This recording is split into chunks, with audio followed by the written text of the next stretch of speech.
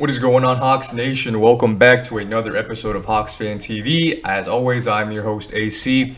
And first and foremost, a big shout out to the city of Atlanta. Our Braves won the World Series. The curse is broken. So cheers to that.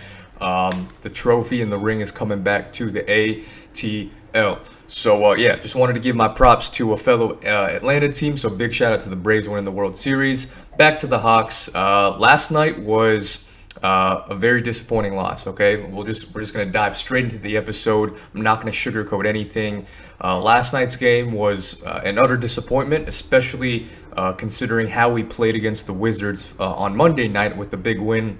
We come out flat, and the only bright spot, or actually there was two bright spots last night, and that was Deandre Hunter and Kevin Huerter. They are officially back. But before we get into the good, which there were very few of, let's dive into the bad real quick. And let's just start with the box score, okay? So JC, he actually took the second most shots on the team, 14 shots, 5 of 14, which is uncanny of John Collins, very uncharacteristic of him because he's usually very efficient, but he just didn't have it last night.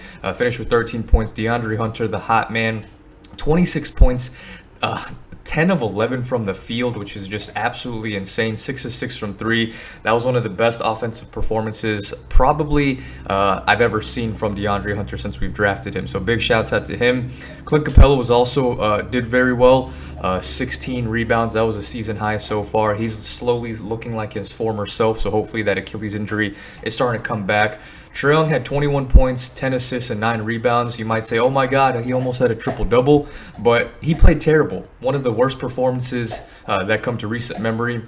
6 of 22. He started off really hot in that first 5 minutes of the game. He was hitting step back threes, hitting some floaters, getting his teammates involved, and then ever since then he just looked defeated, especially in the second half. He just looked like he wasn't trying, like he just didn't care about winning. And as much praise as we give to Trey Young, who is our superstar, and rightfully so, he deserves all the praise in the world, and I'm his biggest fan. But on nights like last night when he plays that poor, you have to be able to call it out, right? You got to call it, got to be able to dish it out. And Trey Young was a disaster last night. He was single-handedly the reason why we lost. And he was just making really poor shots late in the game, trying to get into the lane, turning it over, missing shots, trying to put up floaters and layups against 7-footers, and it just wasn't working. Another pretty poor shooting night from him again. He was 2 of 6 from 3. But all in all, 6 of 22. That's just unacceptable of a player of Trey Young's caliber. And I don't feel bad saying that because he is, one of the best players in the league. So you expect better. And I expect him to play and have a bounce back game tonight against the Jazz. We're debuting our Retro City jerseys, by the way, but we'll get into that in just a second. And then Bogey, nothing special. 3 of 10, 1 of 5 from 3. Finished with 8 points. So all in all, disappointing efforts unless your name was Deandre Hunter or Kevin Huerter. And speaking of Kevin Huerter, let's dive into the bench real quick. So when it comes to the bench, Danilo Gallinari, 7 points. Cam Reddish played terrible. He only took 6 shots, but he turned the ball over a lot, and he just looked lost out there. And by a lot, I only mean 1 turnover, but that 1 turnover was really bad when it was like a 3-on-1 fast break, and then he commits a charge. So that was terrible. This was very reminiscent of old school Cam Reddish that we're used to. But, you expect him to have a couple of games like this, but hopefully he has a bounce back game tonight. But Kevin Huerter, a.k.a. Kayvon, a.k.a. Red Velvet, is officially back. 7 of 9 from the field, 2 of 2 from 3, finished with 16 points off the bench in 23 minutes. So it was really nice to see Kevin Huerter bounce back in that game. But the star of the show, ladies and gentlemen, the star of the show was none other than Deandre Hunter, okay? And we're going to dive straight into the Deandre Hunter highlights real quick because this man was on fire, okay? The best shooting performance of his career. Here he sees a nice little corner 3, drains it. Nice setup from Trey.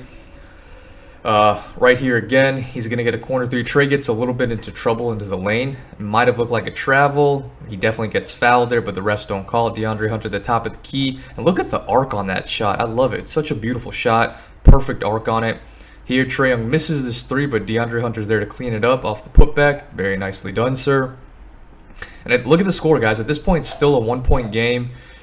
It was pretty close up until that mid-third quarter. Deandre Hunter at the top of the key again. Beautiful arc, nothing but net. He is 3 of 3 from 3. Here, JC with nice defense, goes straight up, doesn't get a foul called on him. And then here you go, Trey. Trey pushing the tempo. Corner 3, same spot in the first quarter, drain. He is 4 of 4 from 3 with that last made shot. Trey's at the top of the key again. Bogey's trying to work on some off-ball screen action here. And this is where Bogey actually sets Trey up right here. Kicks it out to the elbow, 3, and drain. The shot just looks pretty, guys. It looks pretty. He is officially 5 of 5 from 3 so far. Here we're going to see Deandre Hunter actually see some of his ability to attack the paint. He takes Blake Griffin off the dribble, has a nice little tricky dribble through the legs, hesitates, freezes him up and blows right past him, and one with the slam, slamming it down with authority. That was nice to see. He ended up missing the free throw, which is unfortunate, but that's okay. And then Deandre Hunter right here again gets the screen from Capella. They go under it, and he just drains a 3 off the dribble. Cash. That top of the key 3 from him, he's made that a lot, over the course of his career. I honestly think that's like his hot spot. Here he's going to beat James Harden off the dribble, take him to the rack, easy layup. Really no defense right there. And then the last play is just him, kind of going on a fast break, a little easy layup. But Deandre Hunter, beautiful to see Dre back in action and back to form. I know a lot of us were questioning, what happened to Dre, and I've been saying it on Twitter, on these episodes. He was injured. And this is his first action back. He didn't get any preseason action. Really, probably no offseason. He's just been rehabbing his knee, practicing his shot. But Dre looked great, and it's going to take him a few games, and hopefully last night was just a small indication of kind of the trajectory he's going to go on. But he looked great last night, and hopefully he can follow up that performance again tonight against the Utah Jazz. We are coming off a back-to-back. But we're debuting our city jerseys tonight. I'm sure Quavo's going to be in the building, a couple of other Atlanta stars. So hopefully our boys come out tonight. Historically, we've underperformed pretty terribly on back-to-backs. So hopefully that history changes today, and we're able to have a nice little comeback win, because this is a must-win, guys. And I know that sounds ridiculous to say in such early on in the season. We're only 8 games in, but we cannot afford to go under 500. We just can't. A lot of these other Eastern Conference teams are looking good. The Bulls, the Sixers, the Knicks, the Hornets, all these teams, the Wizards, the Bucks, the Nets. I mean, we can't let these games slip away from us, especially this next upcoming road gauntlet that we're about to go on. Like, pretty much every single team we play on the road is going to be a playoff team. You got the Suns, the Warriors, the Jazz, a couple of other teams. So it's going to be a tough test for our team, and we cannot go under 500 tonight. We got the Jazz tonight. And hopefully our boys are fired up, debuting our city jerseys tonight. So, last season we were pretty much undefeated wearing our last year version city jerseys with the MLK. I'm sure you guys remember that. But hopefully we have that same success with the new city jerseys for 2021. And it starts tonight. So we got a tough team against the Jazz. But I'm expecting a bounce back game from Cam Reddish, especially Trey Young.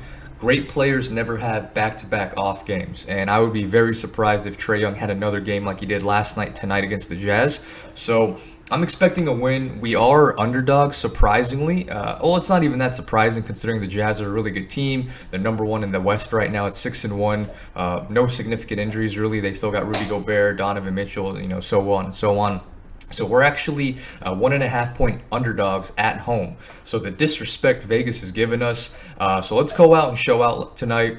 We need a bounce back win, because that performance last night was embarrassing. It was on ESPN, national TV, and our boys just don't look up to par last night. So again, woosah, deep breaths early on in the season. Nate and the team is just working out some crinkles and rinks in the offense, and I expect us to correct the course as the season goes on. I'm still confident in my prediction of 52 wins, top 3 seed in the East. So it starts tonight, guys. So thank you guys for watching. It's really going to be a pretty short episode today. We'll be back again tomorrow for the recap of the Utah Jazz game. But yeah, disappointing loss last night. Let's hopefully we can get a dub tonight and make sure we avoid going under 500 for the first time this season. Let's be 5-4 at the end of tonight, okay? And that's it for today's episode. If you like content like this, if you like the Atlanta Hawks, please follow this channel, subscribe. It would mean the world to us. Also, check out our website at hawksfantv.com. Follow us on Twitter. We do weekly shows, guys. If you want to call in and join the show and join a community and network of hundreds of other Hawks fans that get to talk to each other before the game, after the game, follow us at HawksFanTV on Twitter. Join our shows, and it's all around a good time. Thank you guys for watching today's episode, and go Hawks.